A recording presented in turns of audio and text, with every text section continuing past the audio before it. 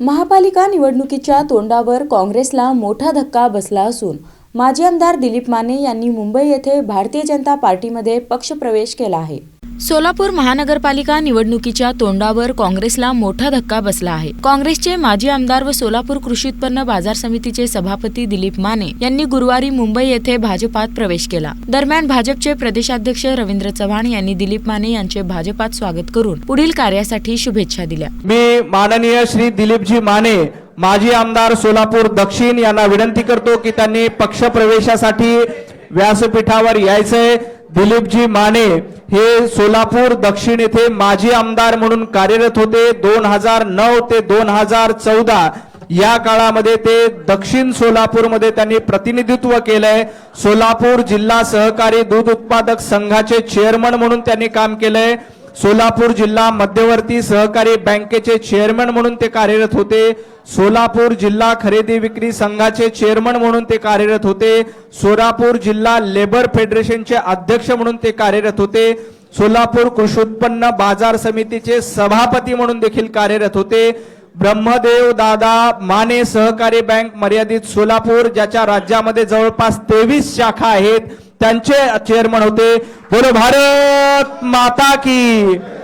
यानंतर जयकुमारजी माने माजी नगरसेवक यांना विनंती करतो की त्यांनी व्यासपीठावर यावं।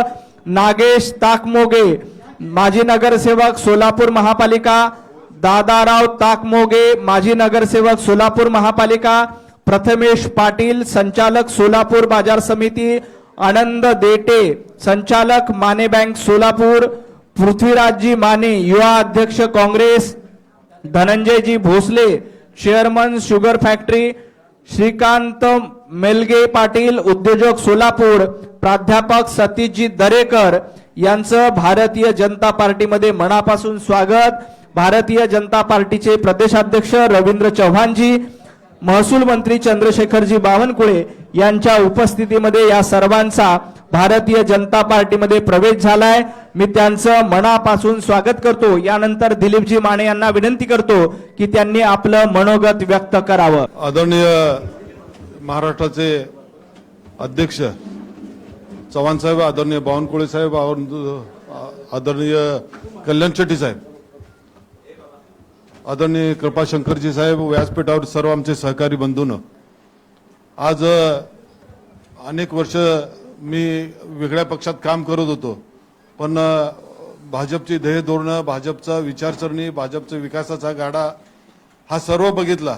सर्व आम्ही आमचे कार्यकर्त्यांनी सांगितलं की आपण भाजपमध्ये आपण प्रवेश करू। आदरणीय सचिनदादांच्या नेतृत्वाखाली आदरणीय पालकमंत्री जयकुमार गोरे साहेब आणि महाराष्ट्राचे मुख्यमंत्री आदरणीय देवेंद्रजी फडणवीस साहेब यांच्या नेतृत्वाखाली मला काम करायला आवडेल आणि चांगल्या पद्धतीने प्रामाणिकपणे काम करेन।